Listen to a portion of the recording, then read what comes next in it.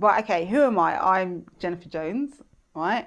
I am a human being. I am a spiritual being having a human experience. That's what I am, really. We are all spirits. But anyway, okay, what I do in real life is I do information architecture and usability. What that means is people come to me and they ask my advice about how they should use best practices to do their website or their mobile apps. So, for example, I'll have a client like Visa or Sony or Barclays saying they've got a new product that they want to launch online. Yeah. So how should it be, what the content should be, how it should look like, how it should function, when you go to the mobile, how it should work and stuff. And it's all about the user experience, like how easy it is for users to navigate around the website, to fill out stuff and find out information, stuff like that.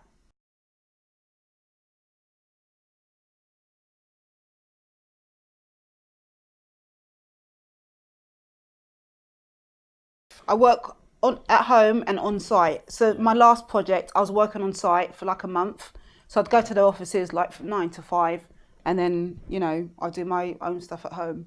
Yeah, I am. I am now. I mean, I'm old now. I'm 42. Yeah. I'm getting there. So I'm in a good spot now. But I think even when I was young, I was in a good spot. I was like a tomboy. I was like never like, I didn't want to be a girl because, sorry, no disrespect to girls, but girls were like dolls and being cute and shit, and I was like, ah.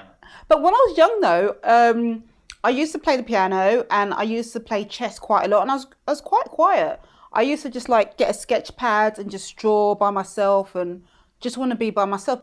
Oh yeah, I hate being bored. So I read quite a lot. I'm into like quantum physics, metaphysics, the universe, our subconscious mind, how things work, atoms, particles, being a girl's not bad. I mean, there's nice girly stuff, but I like my masculine side.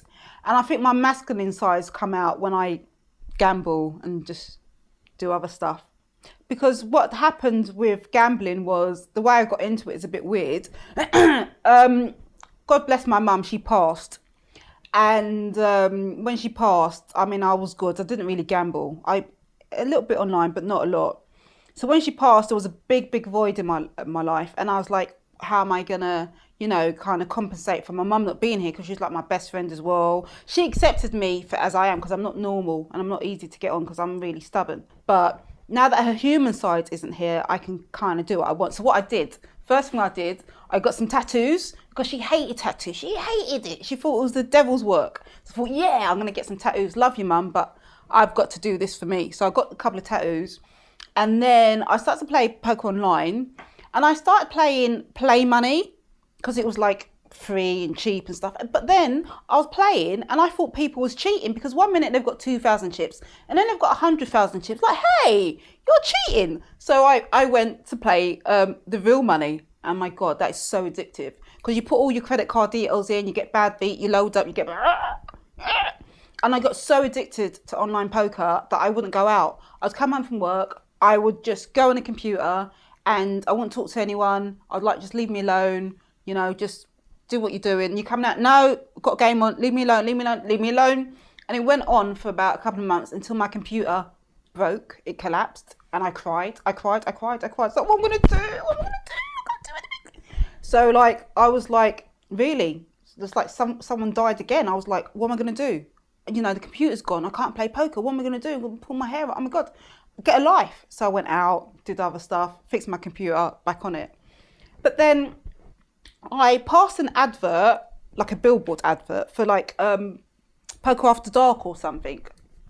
And I started to watch it, and I thought, oh my God, this is poker, live poker. But it's like all guys. There was no girls on it. But I just thought it was an interesting game anyway, So like, I'm watching it, seeing people bluffing and all of that. I was thinking, this live stuff is better than playing online. So I was like, right, if I'm going to play live, I have to get christened. So I need to go Vegas, because it's the motherland of gambling and poker. So I thought, right, if your first live game needs to be in Vegas. So I booked my flight by myself. I booked 1,000 square feet suite by myself, because if you do Vegas, you've got to do Vegas. You've got to live it up. You've got to be like king, So after like a 20-hour flight, got there, stayed at the Lexar, which is the pyramid looking one. And yeah, it was really cool. I just got in there. My first ever game, I was nervous. I was shaking. In fact, being nervous. It happens. And I'm sitting there like looking at everyone and they're really serious. Even the dealer's really serious. No one's smiling, you know? And I'm like, fucking hell, what is this? So I sit there with the minimum, which is like $50. And I'm there watching people watching and I'm putting my money in. And the dealer's like, ma'am, pull over the line. I'm like, okay. So I put over the line and then like half an hour later, I lose. So, and I left. I actually left. I was like, okay, first game, fine. And then I came back the next day. And then somebody told me, I ordered a drink, that's it. And someone said, hey, drinks are free. I'm like, no, are they? Oh my God, I'll have a double. So I started to get pissed. And then I started to relax. And then I sat down with $250. And I started to watch people get comfortable. And then like all the guys, because there's not a lot of girls there, I think it was the only girl on the table at the time. And then the guys were trying it. There was one guy in front of me and he motioned that he's pushing his chips in to like, before it even got to him. I'm like, what's that? Look, if you want to put it in, mate, because I'm ready. I'm ready for you. I will reload if I lose. Go on in. And he's like, it got to him and he was like really cautious then. I was like, go on in, I dare you. I am so ready for you. And then he just like checked. And then when it came to me, I shoved. I said, come on in. And it was like, fold. Mate. So that was a good night. I made about $950. Well, I was having fun. But I got christened, and that was the main thing. I got christened. That was the main thing about Vegas. I didn't sleep for about 3-4 days, but I loved it. So I met some really interesting people. That's another thing about poker, is the people that you meet are just priceless. You can meet lawyers, doctors, students from all over the world. I met people from all over, you know, and that's the thing I love about poker, because as you can see, I'm a talker. So, I made some really cool mates and stuff. It was really fun. And then when I came back to London, I was like, right, I've still got my day job, which was at the time I was doing design and development. So when I got back to London, I wanted to play live in London, and I didn't really know about the clubs in London, where to go and stuff. But somebody told me about the Vic in Edgware Road. So that was my first London UK club, and I went there. And at the time, they used to shut early, about 3 or 4 a.m. in the morning. But I went there. I was playing poker, making friends, meeting people, and I had a really good time, and it was fun. But then it got to the stage that I didn't want to stop. I didn't want to sleep. So when it shut at 3 a.m., I'm like, well, what do I do now? I don't want to sleep. I want to stay out. I want to gamble. So we had to find somewhere else. And my friend told me of this club called the Empire in Leicester Square. And I was like, really? Are they open at this time? Really? Yes, come on, let's get a cab. So me and my friend got a cab down there. And it's completely different from the Vic. It's smaller, more cozy. So we go in, we go downstairs, we find a poker room, like, oh, okay, this is cool. It's cozier. And it became my home. The Empire became my home. The reason why I love the Empire is because it's just so cool. I'm so used to it. It's easy to get to. It's right by the tube station. If I want to go out for a snack and stuff, there's loads of stuff around there, you know. But the people that I've met there, I've met some really, really good people. Oh, because I'm a freelance, I'm a contractor. So how do I manage? Look, anything you love to do, you fit into your life somehow. So I play evenings after work. I play weekends. When I come home from work, I mean, if I don't want to go to the casino, I play online. Poker's available wherever. Obviously, I don't play at work because I don't need to, and I can't because I need to focus. But, sometimes I play weekends, sometimes I play during the week. It depends when I feel like playing. But online, I basically play every bloody day online. Every day I'm on that computer. Even if it's for turbo. Every day. I don't think I've missed a day. I don't think it's like a particular moment. It's just like, look, I've gone to work, I've done my normal stuff, I got paid, everyone thinks I'm normal, I'm a good girl. Oh yeah, Jen, yeah, yeah. Right. And then I need some action. And then I need to release. So when I come home, I'm on PokerStar, see what games are on. And sometimes I still work and I play poker. I might have a few windows open and I do my design or I do my program. And I can multitask, baby. I can do both. Huh? But then sometimes I like the action. I like to go down to, play a bit of live poker because I want to chat with my friends, see what's doing, listen to the gossip, have a drink, get everyone drunk, take shots, all of that stuff, And it's fun. Get the last tube home. Sometimes I miss it. I have to get a cab or a night bus, but the night bus stops close to me, so it's fine. Or, share a cab, get a lift, as you do. So, yeah. But it's part of my life now. I can't see myself not playing poker. I always have to have a bit of action. I was addicted to online poker, as I said, that time where I didn't come out the house. I was always on it until my computer broke down. And I was like, oh my God, I'm addicted, but I need to do something else. I cried, obviously, for a couple of days. And then I had to get a life. But I'm not addicted to poker. I used to be addicted to roulette. That was my biggest leak.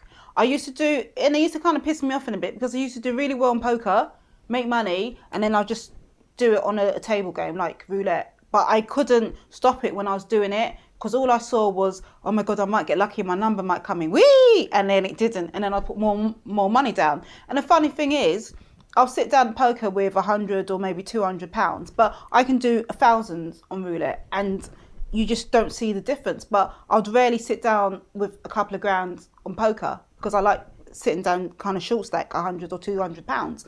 But it was just really weird. So it's not about the money, it was about the action. And with roulette, it's really, really fast action. You can lose money quick, you can win it quick. It was about the action.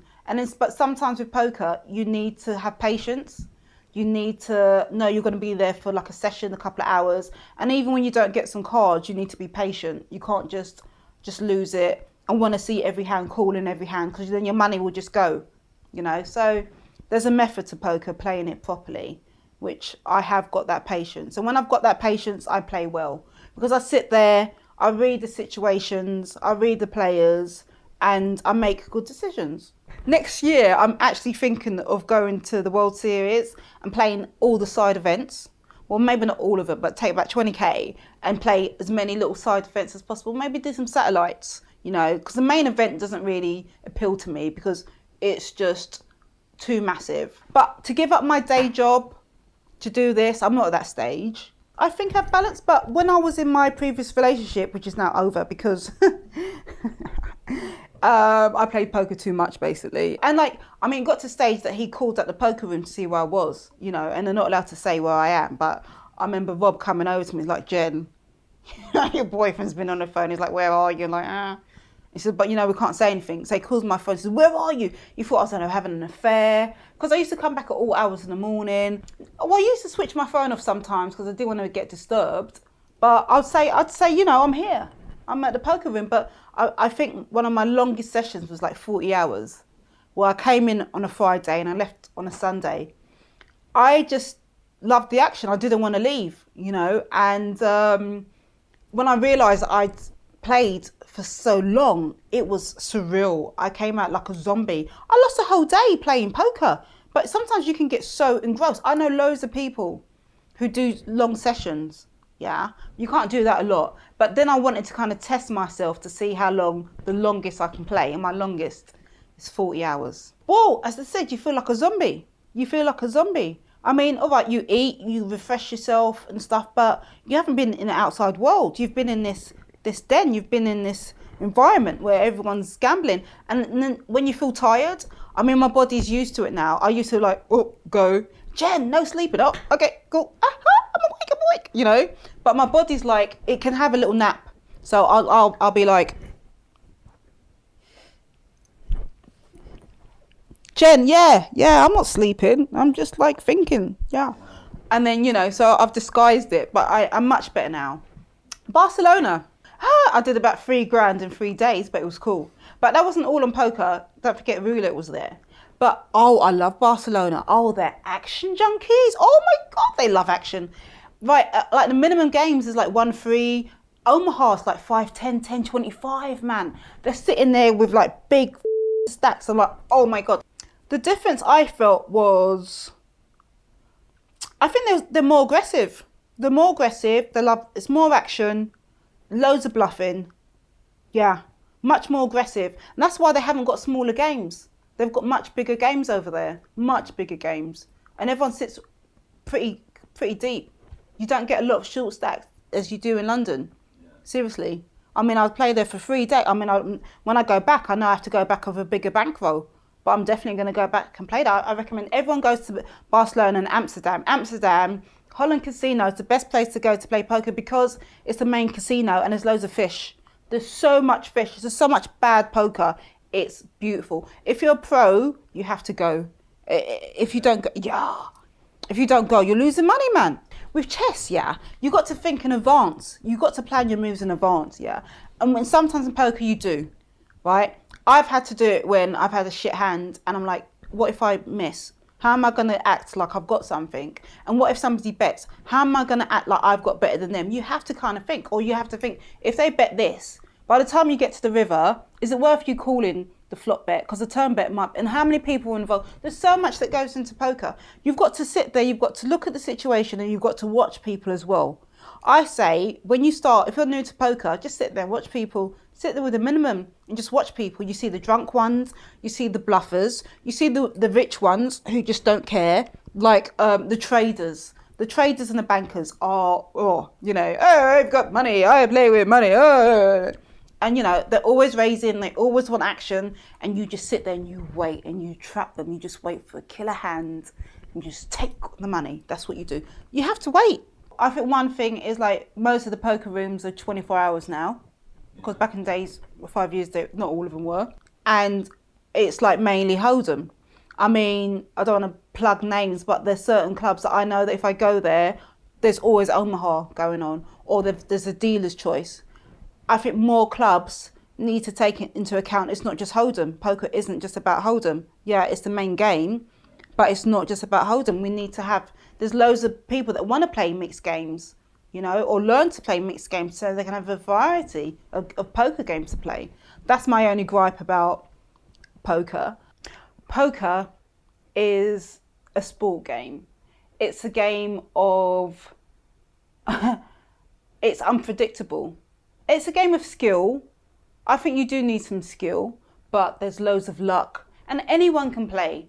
Anyone can play, I mean, even if you're shy, you can play. You don't have to be confident. You can learn to, in fact, if you're shy, it's really good because you can learn to be confident. You can learn to be, I've known some shy people who've played and now, oh my God, they're really confident because they have to be aggressive and stuff. Because if you're too shy, people point you out, target you and bully you. You have to develop confidence. And I think poker helps you do that. Yeah, it helps you do that. So poker is a friendly game, okay? It's a sportish game. It's not a gambling game. I don't see it as a gambling game, although some people do, but it can be managed. I think if you do play poker, you should play within your means. You shouldn't play under pressure. You shouldn't play with your rent money. You should play with money that you can afford to lose, because sometimes you're going to lose and sometimes you're going to lose big and you have to deal with that. That's one of the things about poker. Don't mortgage your house or do anything like that. Play within your means, and enjoy it. Enjoy it because it will be fun. You're going to have fun. Sometimes you're going to cry. You're going to scream. You're going to go, why? And then you're going to have this massive hand and like, yeah. It's emotional. I love it. It's emotional. It's about people. It's about having fun. And it's part of my life.